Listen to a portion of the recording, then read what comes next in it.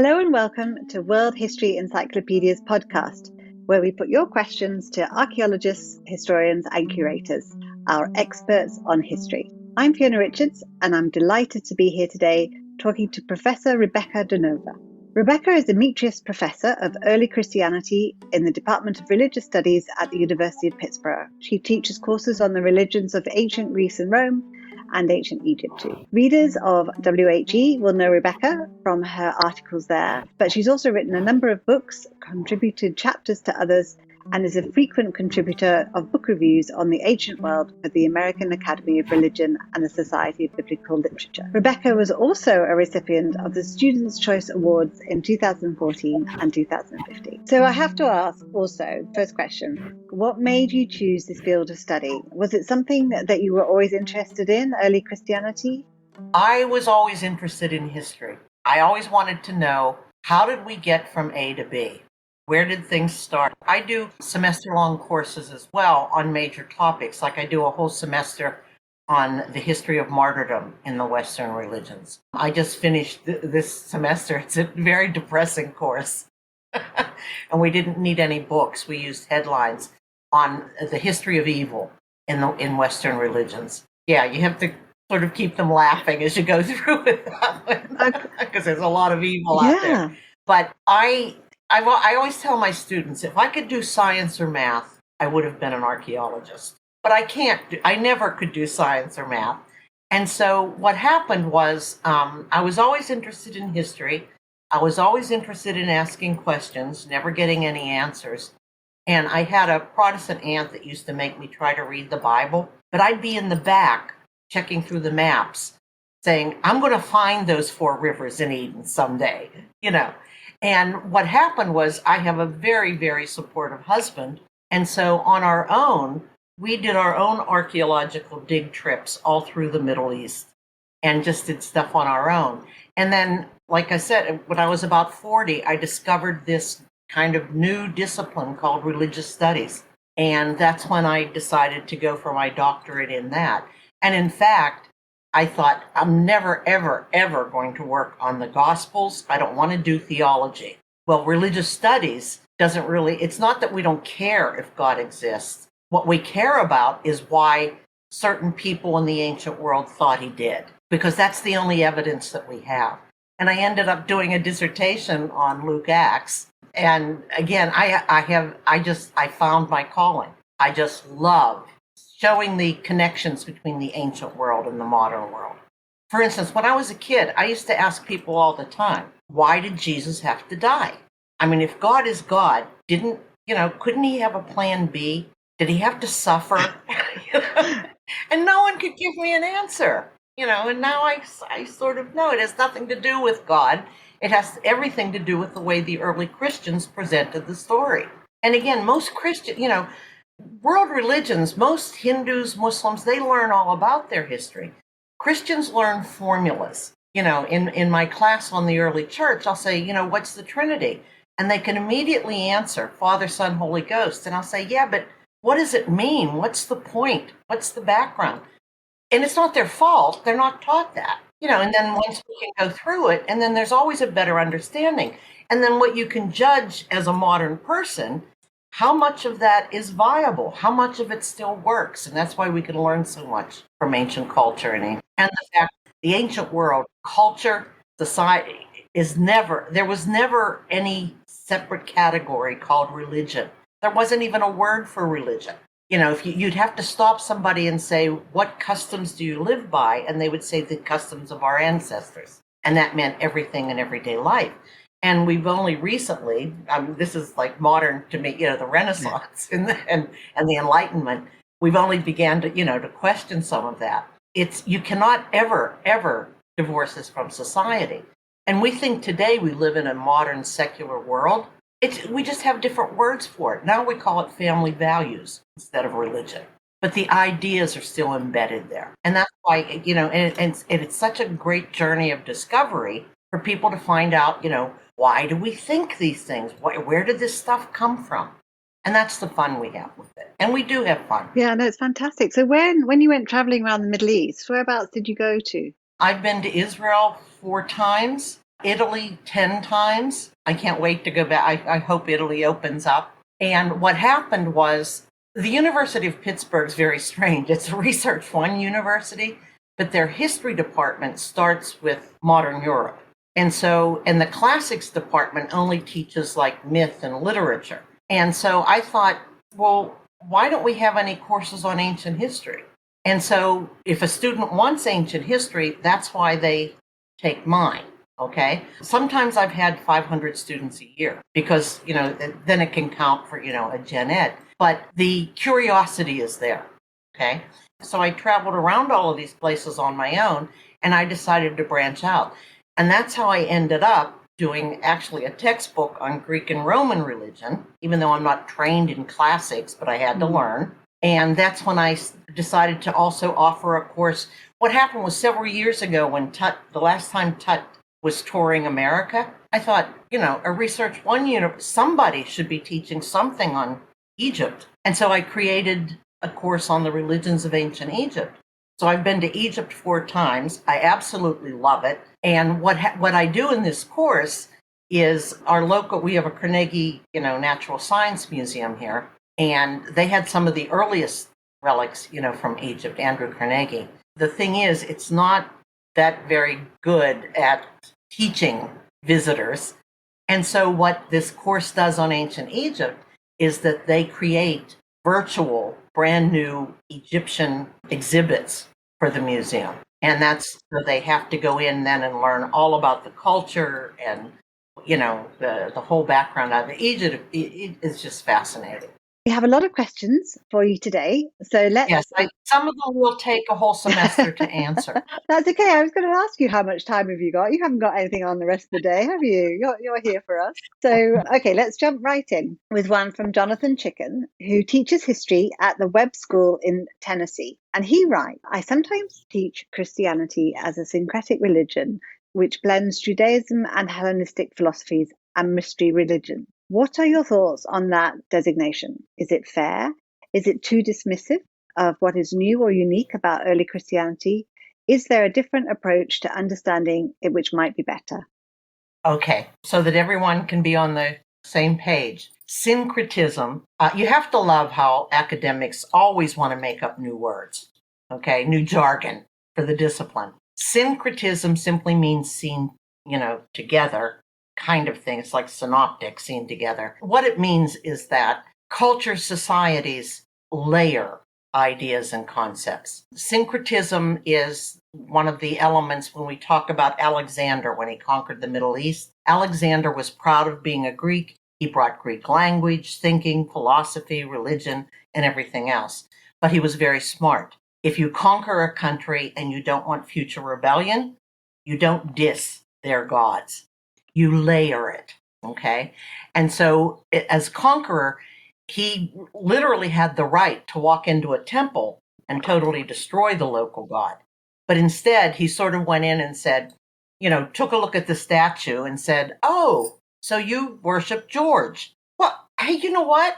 If we put a spear in his hand, a thunderbolt, you've been worshiping Zeus all along and didn't know it. From now on, we're going to call him Zeus George. And everybody wins. You get to keep your old ancestral customs, but you also pick up Alexander's god, who must be powerful. Look what Alexander did. And so we see this in that whole, what we call the Hellenistic period from about 300 BCE on. And again, because all religious ideas are also cultural, you get these blendings. You get layers and layers. Nobody in the ancient world threw anything out. They really knew how to recycle, okay?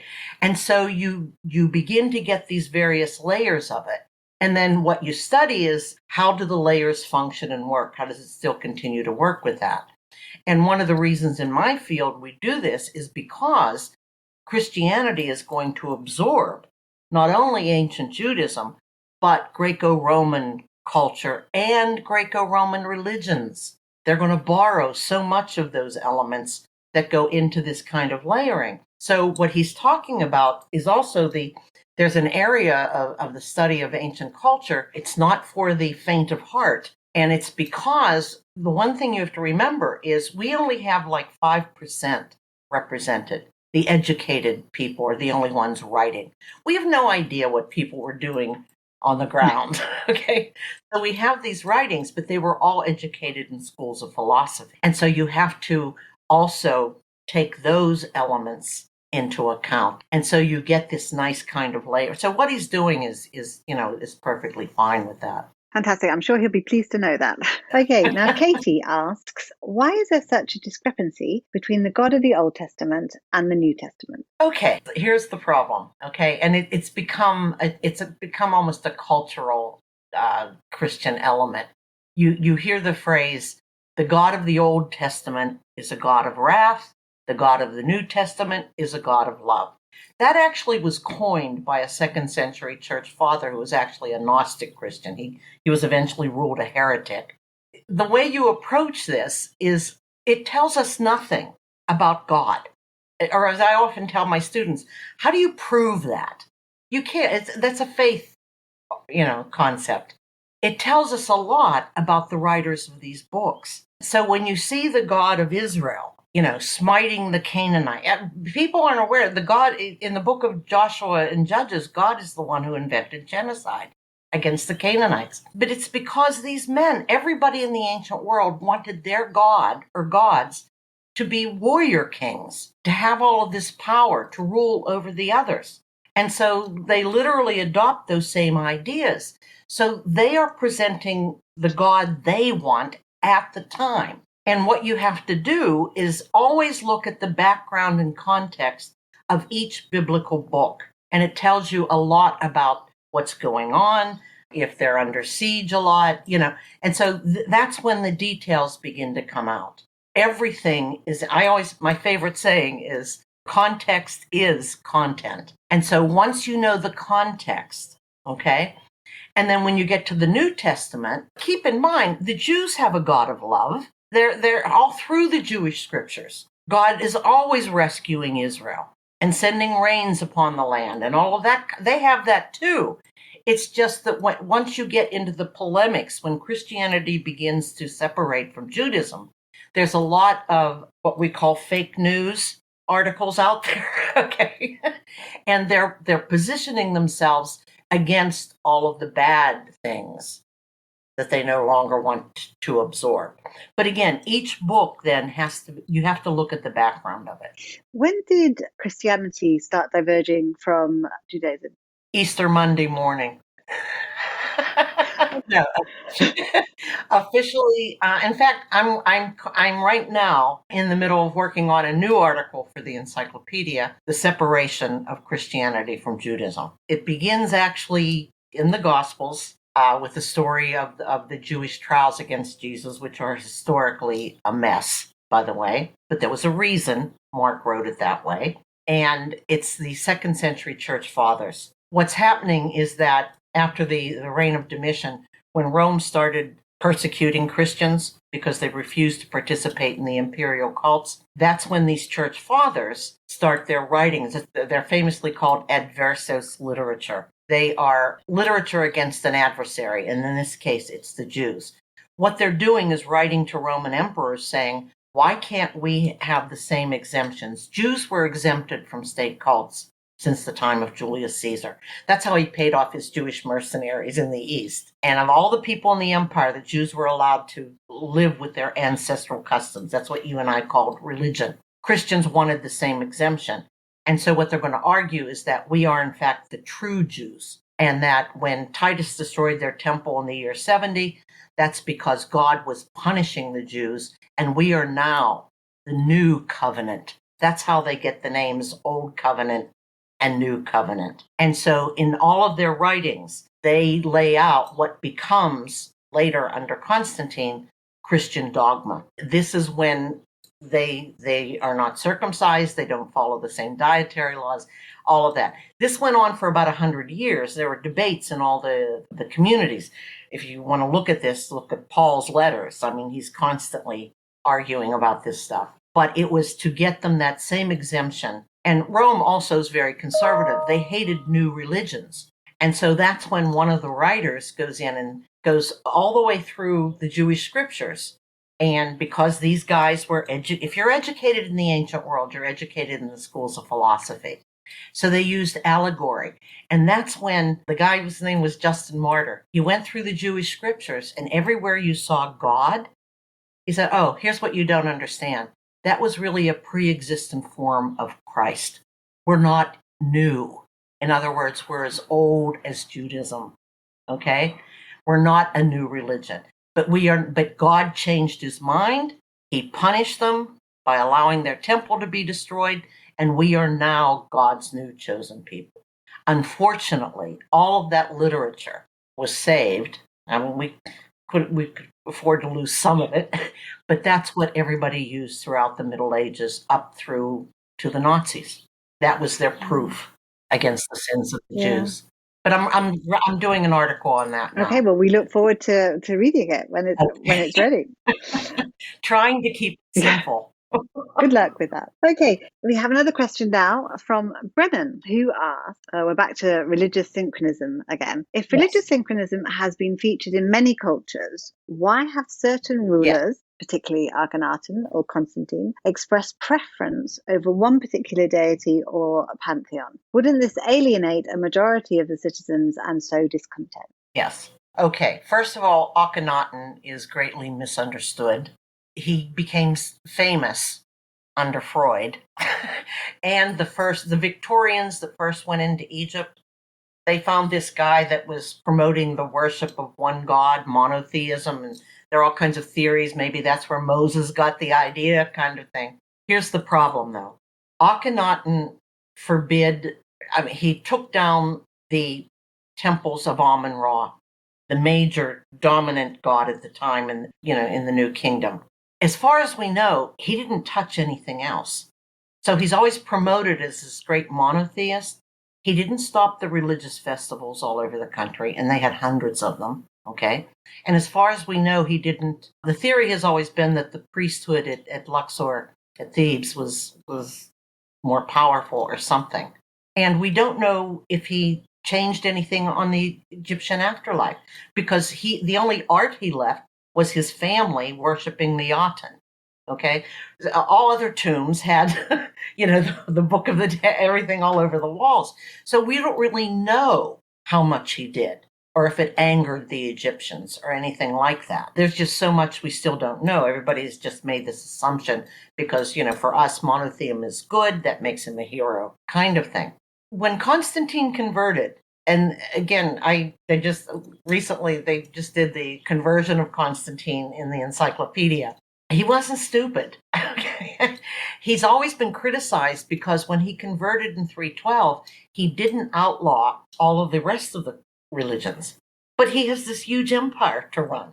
He really can't go up against, all of that. But he did favor the Christians. If anyone ever wonders why churches get tax exemptions, Constantine started that.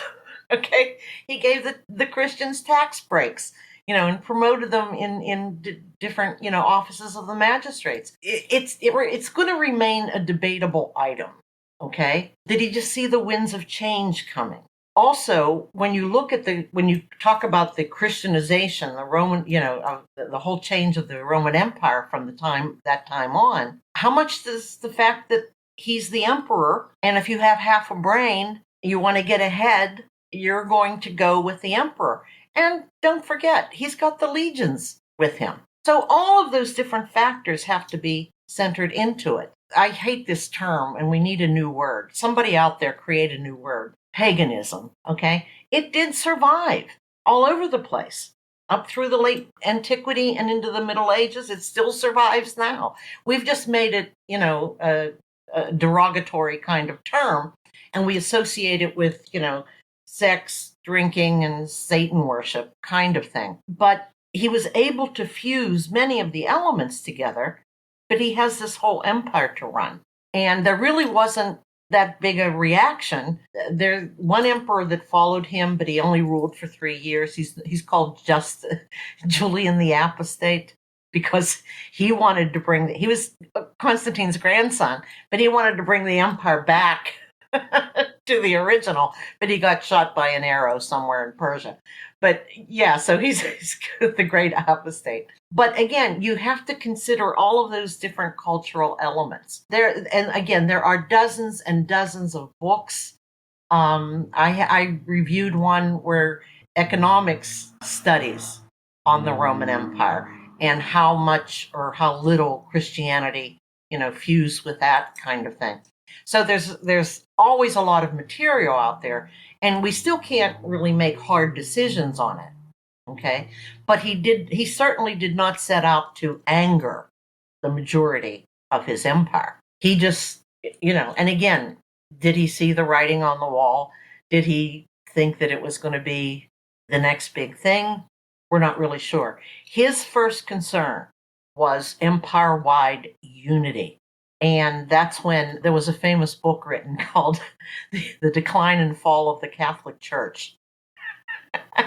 And what happened was when Constantine converted, all the Christian bishops were involved in a family feud because in the last persecution, some bishops had actually did the pinch of incense and turned over the Jewish scriptures to be burned. And so the church was divided. Should you forgive or should you condemn them to hell? And it was literally half and half. Okay. And I always remind my students, I said, what should the bishops have done? And I get nothing from them. And I'll say, didn't I hear this word forgiveness somewhere in the Gospels? And they go, oh. That's when they call upon Constantine. They're kind of toadying up. Could you make the decision what to do? That's when the Roman emperor now becomes head of the church. And so it is literally in the same functions there. And Constantine wants unity. So forgive everybody, start over, clean slate. Okay? One empire, one emperor, one church. For 300 years, there were dozens of different Christianities on every street corner. Because before the Vatican, there was no central authority. Actually, before Constantine, there was no central authority. And so that's what he's really looking for, is unity. And it's incredibly clever, as you say. So in fact, it's actually the opposite of what Brennan was saying about alienating. As you say, it's actually trying to bring as many people together. And this is what I loved about the Romans, actually, in that when they took over a lot of the Middle East, they built all their cities exactly the same. So you could turn up and you'd know where the main street was, where the main temples were. They were very clever. They really were on top of it, I think. Right. That was the genius of Augustus. I'm not a fan of Augustus, but he knew what to do. Now we have an anonymous question, and they are asking, were there other Messiah figures like Jesus before or after him that didn't succeed in spreading their message? Yes, many. You never heard of them because Jesus had a better fan club. They're one of our greatest resources for this period are the writings of a Jewish guy named Flavius Josephus. And he's infamous among Jews because when the Romans were besieging Jerusalem, he changed sides and he became best friends with the emperor's son, Titus, who actually destroyed the temple in Jerusalem. And then he retired to Rome, and that's where he left all of these writings. We have Christians to thank, because famously he has a paragraph on John the Baptist. He's not an eyewitness. He was born in the year 36. But for not only the history of Israel, but the history of Rome, it goes up to the year 100. He's an eyewitness to the siege of Jerusalem. And by the way, all of his books now are classics. It's called The Jewish War. You can get, all of this stuff in the bookstores. The problem is, he's basically a toady. And he presents Judaism in its best light because it's those rotten zealots that decided to revolt against Rome, not the rest of us. We're all good citizens kind of thing. But the thing is, without him, we would know so little. And so what we do is we pick and choose. When Josephus agrees with my theory, he's wonderful. When he doesn't, then, biased. We all use it the same way. And that's where you can find these different stories, because he has a 20-volume set called The Antiquities of the Jews, where he starts with Adam and Eve and goes all the way up to the first century. And what happens is that there were three major religious festivals, pilgrimage festivals in Jerusalem. Okay, the biggest was Passover, and then Sukkot, and then in the fall, the Feast of Tabernacles. And this would be the occasion when what we call Jewish firebrands, these Messiah-type figures, would go there specifically to rev up the crowd. Because Israel had suffered both under Greek invasion, well, the Maccabees threw out the Greeks, but then Rome came right along. It was the same old thing, and everybody hated Rome. And so you would use this opportunity to whip up the crowds. That the prophets of Israel had always said that sometime in the future, God would intervene in human history one more time and take care of all of this stuff. The shortcut for the list of the things that were supposed to happen, it's when Mark introduced Jesus on the stage of history, what's the first line? What did Jesus teach? Everybody thinks it's the golden rule. No, that's in the Jewish Bible. Repent, for the kingdom of God is at hand. That this is the time for intervention. But before Jesus, there had been dozens of these guys. Several of them we know about. And they would come and say, one of the guys came into the temple and said, come on, we're all going to go up on the Mount of Olives, and we're all going to shout just like they did at Jericho and bring down the power of Rome, kind of thing. Another guy did these symbolic crossings of the River Jordan for the Red Sea miracle, kind of thing. Now, what was Rome's response? Rome did not care what any of these people said, as long as they just had themselves. It's the mob. The minute you get a following, that's when Rome has to do something. And Rome is all about law and order.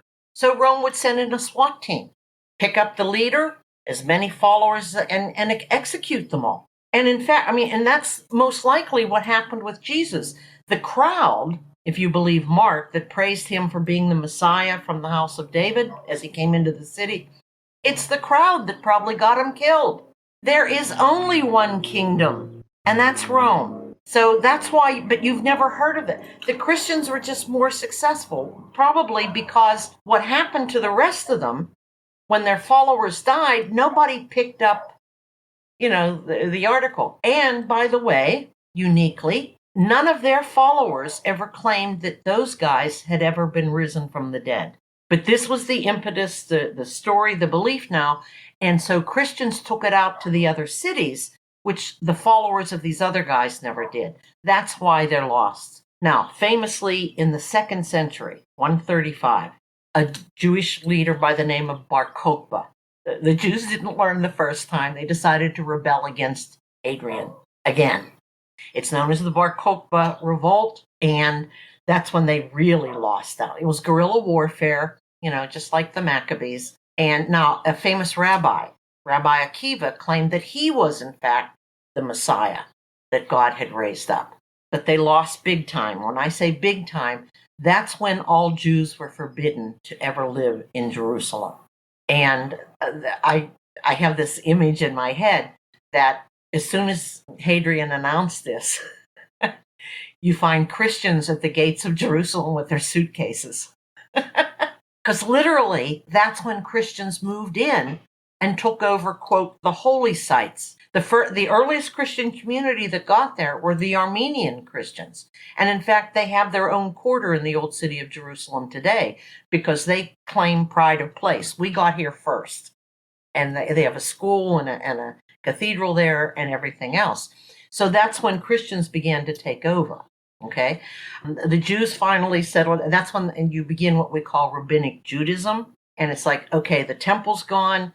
We can't really live out our customs the same way. We're going to focus on studying our scriptures, our book, the Torah. And so it develops from there. So it's sort of like that turning point. And it's that background of the Bar Kokhba revolt that the church fathers start setting up that adversos literature and things like that. There's a famous dialogue written by a 2nd century church father called Justin Martyr. Let's guess how he died. He claimed it's called The Dialogue with Trypho the Jew. And Trypho, we don't think he's a real guy, but he's a recent refugee from this latest revolt in 140 in Rome. And that's when Justin sits down, and that's when he does the allegory and how the scriptures really belong to Christians because Jews don't know how to interpret them correctly. And that's when he sets up, all of that stuff. So it's a real turning point. But again, the followers of all these other guys didn't have good PR skills. No one ever claimed they had been risen from the dead. People forget. I mean, that was a good selling point. I also teach another course called Death in the Mediterranean World. It's a survey of all the views of afterlife and funeral rituals. So we do a lot of ritual studies in those classes. People should know funeral rituals are the hardest to change. I mean, they take the longest. Everything we do today in our funeral, that's all based in the ancient world. It's where all those ideas come from. Okay, even the idea of eco-friendly coffins. I mean, they had that then too. Okay, you have to imagine it's even the educated men who could maybe scoff at the idea of existence after death, but nobody knew for sure. And that was one of the great selling points of Christianity. They guaranteed you a good afterlife. And in a world with earthquakes and disasters and wars and famines, that was an incredible selling point. Thank you, Rebecca. I call it the just-in-case theory. And I run into so many students out there that they don't believe all of that heaven, hell stuff, And I say, okay, but you should know, the options just in case. Okay. I have so many students that tell me they don't believe in hell, that they think that God is a God of love and forgiveness. And I always said, no. I said, I need hell. I said, we all need hell. What you need to understand about even the ancient concepts of the afterlife, they're not so much it's the idea that we have this almost human need for justice. Why does my evil neighbor get the lottery, but I'm starving and I'm good? Okay. So if there's no justice here, at least the hope that there is justice in the next life of some form. And it was the ancient Egyptians, by the way, who invented that idea in the Middle Kingdom. That's when we get these wonderful texts about what you do in this life determines your next life, reward and punishment. And then the whole Mediterranean basin picks it up, from there. And again, I need hell. I am not sharing my cloud with Hitler. Okay? I need to know that there is some kind of justice or punishment. So I think hell's going to be more interesting than heaven anyway. Okay, so Pedro Arana asks, why do new religions seem to build up or to combine from existing ones? It's cultural. We separate church and state. We really don't in our country, but I mean, look at our money. It says, in God we trust. You can't separate religious ideas from the society that creates them. Okay. And so all of that stuff's going to be brought into it. It's how you validate or justify, quote, the things you claim to believe. I always have to go over this with that word myth. Okay. In our culture, if you say something's a myth, that means it's not true. That's not the way the ancients understood it. A myth explains things, but it has nothing to do with the past. Myths explains how we got from A to B. Where did gender roles come from? Why do we do the things we do? And again, you can never verify a myth by its very nature. Long, long ago in a galaxy far, far away. They're all presented that way, but what they're doing is actually explaining contemporary culture. Because again, culture and religion, if you want to call them values, we don't call them religious ideas anymore. We call them values. It's the same thing. Okay. They're all embedded in there. And you have to explain why it is we do the thing. Everyone brings up the famous democracy of Greece and Solon's laws kind of thing. He starts out those laws by saying he received them from the gods. And that's why you have to obey them. Okay. So you have that traditional cultural element embedded there. Now you can have different city-states could have different laws, but by claiming they come from the gods, that's why you have to obey. when you're trying to sell a package, you don't go up against the dominant culture. Okay. You're really not going to get very far. This is one of the great changes, again, with the early church fathers that we see in Christianity. Anyone who has ever read Paul's letters, Paul thought he was living in the last generation. He literally thought the entire universe was going to be transformed when Christ returned to earth, kind of thing. And he has that famous, what I call his famous chariot bumper sticker, neither Jew nor Greek, male nor female, slave nor free. Well, they didn't get too far on most of those. You will notice that Paul mentions women apostles, women teachers, healers, prophets, okay? Women had roles in that first generation of Christians, but it lasted 10 minutes because by the 2nd century, the problem was Jesus did not return, okay? They kept saying, oh, he's coming back, he's coming back.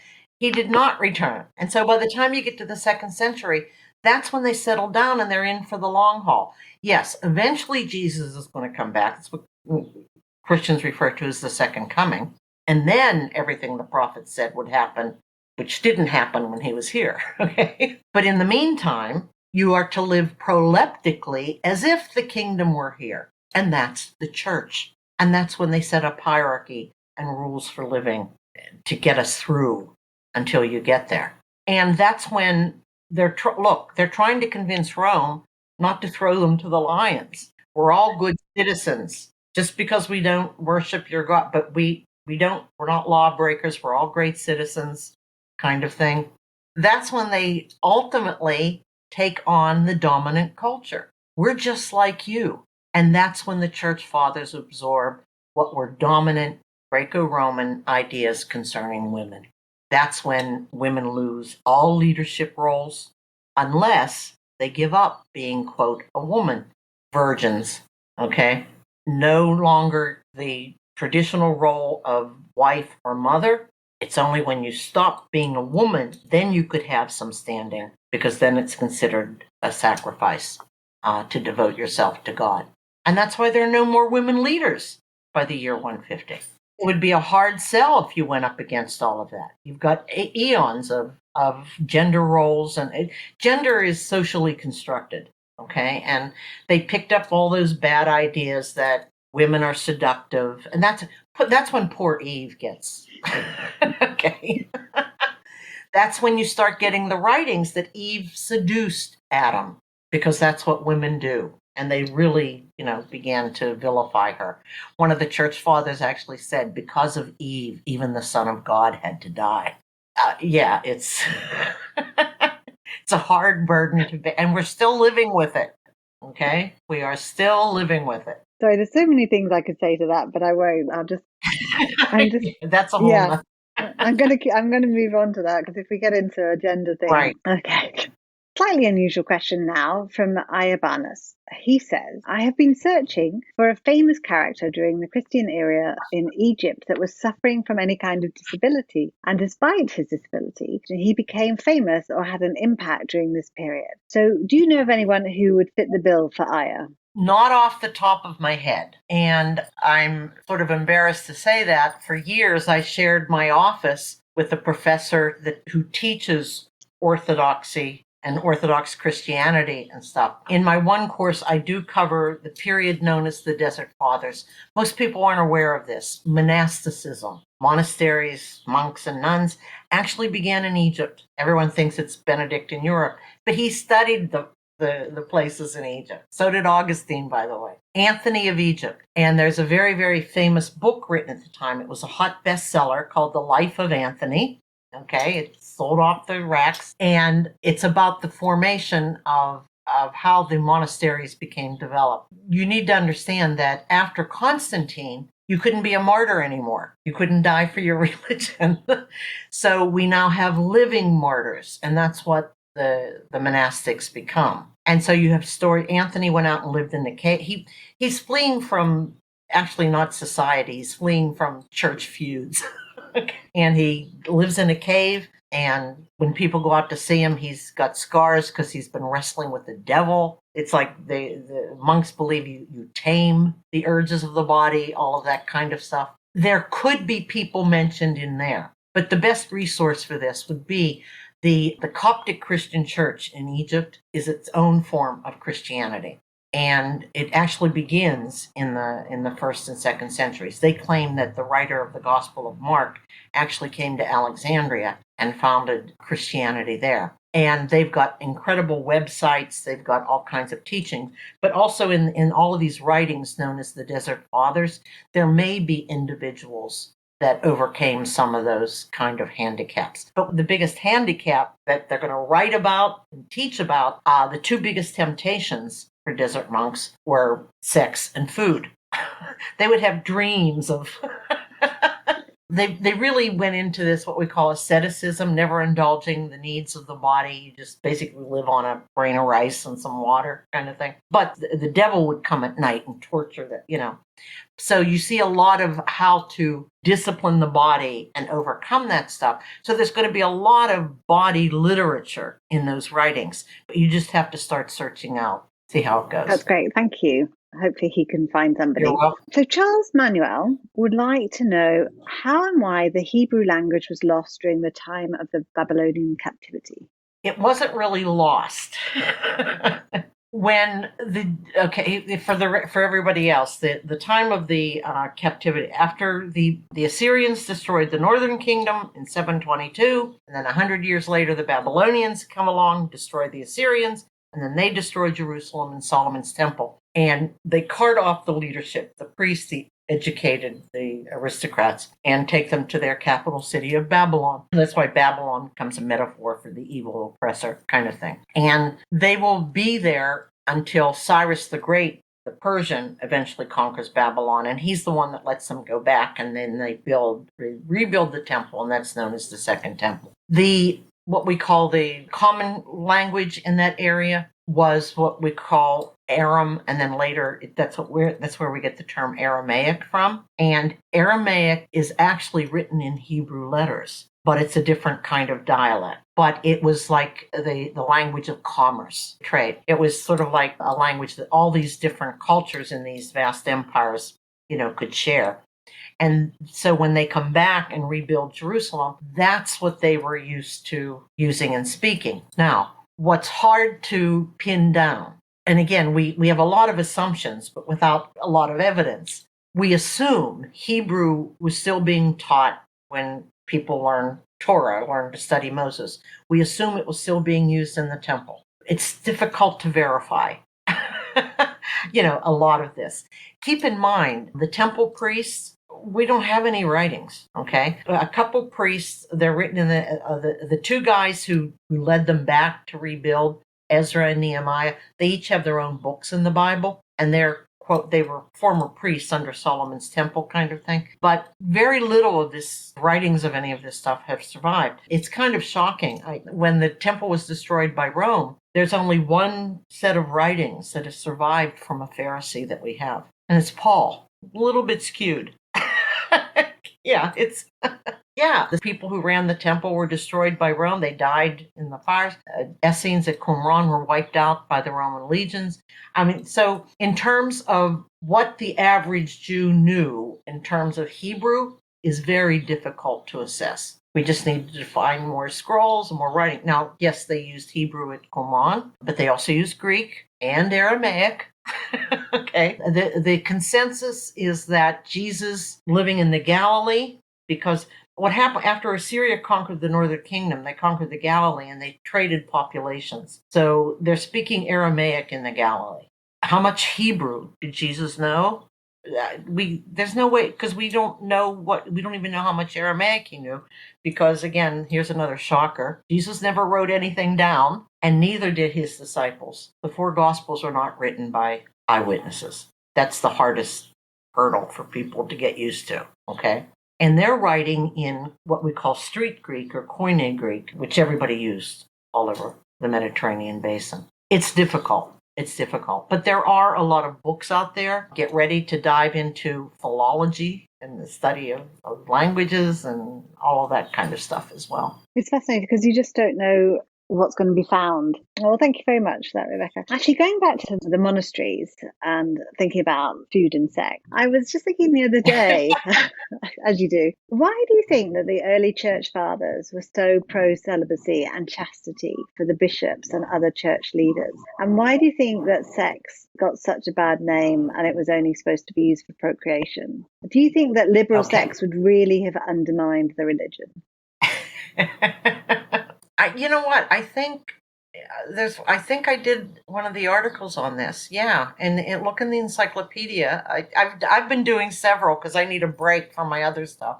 I call this a break because they're fun. Again, you've got these ancient views on women. First and foremost, women are the property of men. They're the property of their father, and then they become the property of their husband. That's why you have marriage contracts. Okay.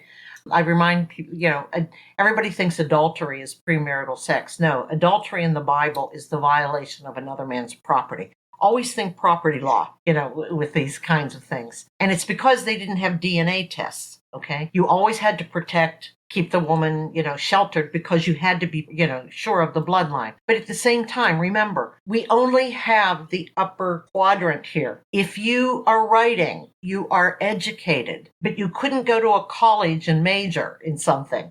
You were educated in the school of philosophy, and philosophers always had a problem with sex. Again, in terms of sociology, we have several that apply to the ancient world. One of them is what we call honor shame. Your public rep, your public persona was everything. That's what gave you honor. And part of that was the idea that you were constantly in control. They literally had these handbooks like why you shouldn't get angry and beat your slave. Apatheia, controlling the emotions. This is why men don't cry, and this is why you don't, kind of thing. And this is how the church fathers were all educated. And one of the things that many of the schools of philosophy had in common was they really focused on control, mind over matter. That's what many of the teachings of Plato were, this kind that you work on your soul, your mind. Don't let your body and the urges of your body control what you do. And one of the things they all resented, I don't know if there's a delicate way to do this, was sexual intercourse. And the problem was, once you are aroused, you cannot control it. You can't stop it. Do you ever feel a sneeze coming on? You try to stop it and try to stop it. But the minute the sneeze starts, it can't be interrupted. Now, this doesn't mean I'm saying that human intercourse is like a sneeze. It's that same feeling of helplessness, and they hated that. And so they belittled it and don't let it lead your life and work on your mind and try to control all of this stuff. And this is how the church fathers were educated. They came into the game not liking sex. However, remember what I said about they're trying to convince Rome not to throw them to the lions, okay? And so what they are going to do is take on the same Greco-Roman ideas of gender and different roles and things like that. And with this background in philosophy, they, like everybody else, women had one role that was recognized, procreation. And the church father, they're not stupid. The church has to grow. So yes, but you can only have sex now within marriage, and guess what? Only one way, okay? They declared it a necessary evil. Remember, they know their Bible. They're stuck. God's first commandment in Genesis is be fruitful and multiply. Go out and have sex, right? But they're saying, that here's the problem. You should only do it for procreation. And again, now we look to ancient medical knowledge, okay? The belief was that the only way to get pregnant was on your back. Now, please, our audience out there, that's not true. Okay? So, please take precautions. Okay? I hope we've learned something since then. But the church then ordered the only way you could have sex was the woman on the bottom and the man on top. What do we call that position? The missionary position. Why? Because in the colonial period, when Christian missionaries went to Africa and Asia and saw people having sex on the dining room table and up on the chandelier, whatever. No. Only in this position because they thought that's the only way a woman could get pregnant, as the incubator. They believed all personality traits were in the semen. The woman was an incubator only, the fetus. And by the way, if the woman did something wrong and the fetus didn't cook too long, then you would come out as a female. Where do you think Freud got the idea? The clitoris is the little tiny undeveloped penis. Something went wrong in the uterus and gave you a girl instead of a boy. If you really want to hoot, we've got 2 medical books written on gynecology by Galen and Soranus. They're wonderful.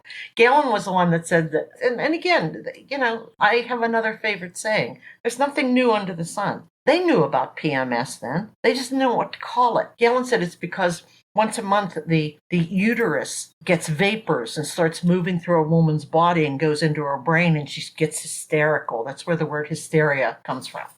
Okay? It's very enlightening. That's when they controlled, and that's when sex, literally, this is one of those, I can't say this phrase anymore, Kodak moment, I don't know, digital moment, whatever, okay? This is one of those turning points in history. In the entirety of the ancient world, sex was never a sin. Sex itself, look throughout the Jewish scripture. Nobody, and everybody we think they overindulged. Their attitudes were different than ours. But Christians, this is one of the great changes they'll make. Sex becomes a sin, but necessary to grow the church. But nevertheless, that's when it becomes a sin. It never existed in the ancient world with that kind of understanding. Do you think one of the attractions of Christianity was the idea that ancestry and bloodlines were no longer relevant? And that is a quote taken from your article in WHE. That did help. That did help. They made it portable and no longer in the blood. And again, that's why when we use modern word like conversion or you're born into your family clan. And that includes the gods. And in order to drastically change that, you're actually talking about a change in lifestyle. But at the same time, and if we want to go back to Augustus, one of the things the great difference between the Republic and then the early empire means central authority. So he controlled everything, through Rome. And that meant moving populations. And this is when you have the great latifunda plantations, as you were with slave labor. Well, this means small farmers, small businessmen got put out of work. What do you do when you lose your farm? You move to the city, okay? And so there was a lot of movement. And besides, Rome had those wonderful roads, okay? And people traveled. And so the difference was that you could, many harbors offered temples and shrines to thousands of different deities. But now you could go anywhere and have your quote religion with you, whereas you didn't need to worry about the cost of a sacrifice or paying for the temple tithes or anything like that. And that was a great benefit, really. It like I said, it made it almost like a portable religion. Now the downside to that. And this is where we really wish more things had survived. Again, when you see a lot of things in the Gospels. The Gospels contain a lot of sayings of Jesus. They're called the hard sayings of Jesus. There are whole books on. They're the stuff we don't like. When someone asked Jesus, "What do I do to get eternal life?" He said, "Follow me," and he goes, "I got to bury my parents." No, come now or forget it. The line where Jesus says, this is what people really don't like. In order to follow me, you have to hate your mother and your father. And everybody goes, whoa, how did that get in there? You kind of ignore that one. No. Remember, this isn't Jesus saying these things. It's the writers. What they're telling you is by the time you get to the Gospels and their communities, this is going to divide families. That's what's meant by that. Hard times ahead, because you're going to have to make a choice. Because remember, religion permeated everything. Okay? The minute you woke up in the morning, there were family gods and goddesses at the hearth. Every meal recognized them. They were involved in everything. And so you literally were going to have to make a break with your traditional family. And again, we would love to have writings about this. I'd love to see some of those family feuds, or, the teenager that runs away to be a Christian kind of thing, and what's going on locally. Okay. But that's what all of that is about, because again, it was literally in the blood. And that is one of the big changes that Christianity made. But it was a hard decision. Well, thank you so much, Rebecca, for joining me today on WHE's podcast series, Experts on History. It's been a real pleasure. Delightful meeting you. Thank you so much. You're welcome.